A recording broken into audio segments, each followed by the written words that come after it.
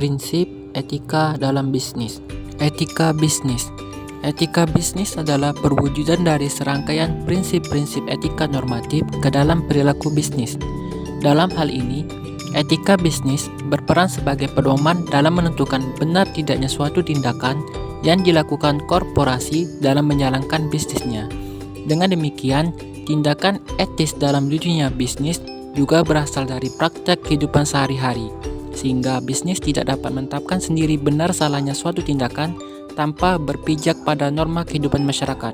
Teori-teori etika. Yang pertama ada HAM, hak asasi manusia. Teori HAM berasumsi bahwa setiap manusia mempunyai martabat yang sama. Artinya, jika suatu tindakan merupakan hak bagi seseorang, maka tindakan yang sama tersebut merupakan kewajiban bagi orang lain. Yang kedua yaitu keutamaan.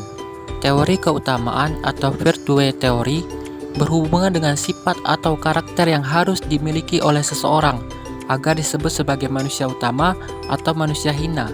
Dalam ilmu psikologi, karakter merupakan disposisi sifat atau watak seseorang yang telah melekat atau dimiliki oleh seseorang dan mendorong orang tersebut untuk selalu bertindak baik. Mereka yang selalu melakukan tingkah laku buruk secara moral disebut manusia hina. Yang ketiga yaitu utilitarianisme.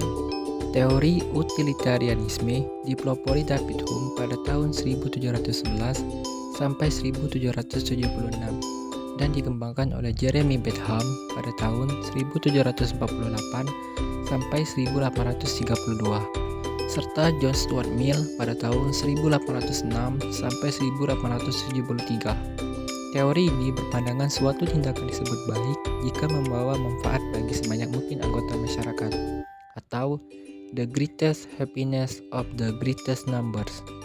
Oleh karena itu, teori utilitarianisme berprinsip tindakan harus dinilai benar atau salah hanya dari konsekuensinya atau akibat, tujuan, atau hasilnya.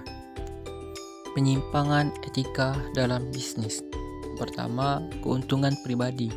Penyimpangan etika dalam bisnis awal mulanya dipicu oleh menguatnya kepentingan pribadi yang jauh lebih besar dibandingkan kepentingan korporasi.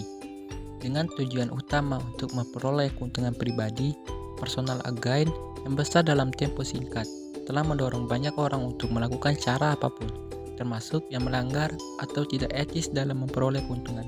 Yang kedua, konflik kepentingan. Potensi penyimpangan etika dalam bisnis juga bisa berasal dari konflik kepentingan atau conflicts of interest. Seseorang yang terhadap pihak lain yang berhubungan dengan korporasi.